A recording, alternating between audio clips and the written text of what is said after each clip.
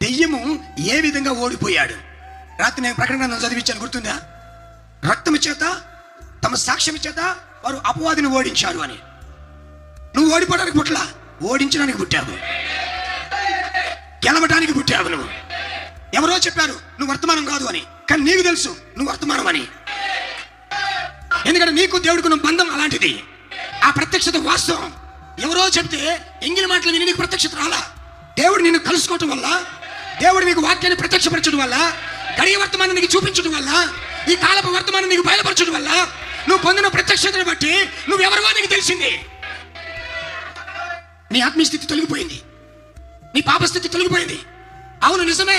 ఒకప్పుడు దేవునికి విరోధంగా ఉన్నావు, ఒకప్పుడు క్రీస్తుకు విరోధంగా ఉన్నావు, కానీ ఇప్పుడు క్రీస్తుకు స్నేహితుడు అయ్యావు, ఇప్పుడు క్రీస్తుకు బంధువు అయ్యావు, క్రీస్తుకి కావలసినోడు అయ్యావు. ఆ ఎమ్మెల్యే రికమెండ్లకు పోయినప్పుడు ఆ ఎమ్మెల్యే గారు అక్కడ వాళ్ళకి వీళ్ళకి ఫోన్ చేసిన ఏమంటారు తెలుసా? అక్కడ మనోడే చూసి చూన్నట్టు అంటాడు, చూసి చూన్నట్టు అంటాడు.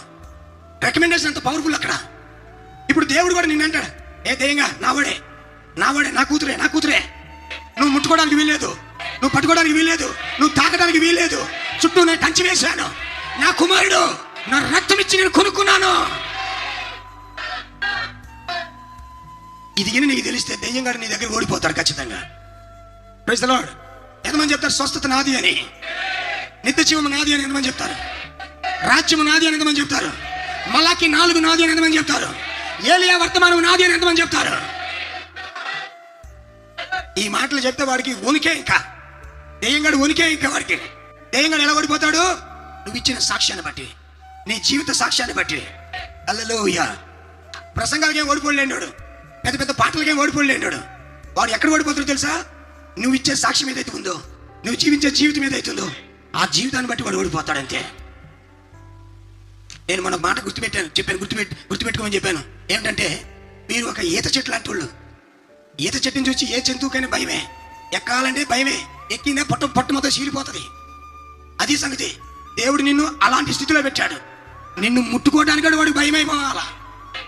అర్థమైందా? Identity brings victory. Your identity brings victory. నువ్వెవరువో నీ గుర్తింపు పొందితే సాతానికేమో ఓటమి, నీకేమో విజయము. విజయమేనా? దావీదు తనెవరో గుర్తించడం వల్ల దేశం మొత్తానికి ఏమొచ్చింది? విజయం వచ్చింది. ప్రియులారా, గెలిచినోడికే విజయం, ఓడిపోయినోడికి విజయం అవుతుందా? పడిపోయినోడికి విజయం అవుతుందా? ఏమండి, నామకార్థ జీవితం జీవించినోడికి విజయం ఉంటుందా? గెలిచినోడికేగా, పోరాడినోడికేగా. దేవుడు నీకు విజయాన్ని ఇచ్చాడు తప్ప అపజయాన్ని ఇవ్వలేదు.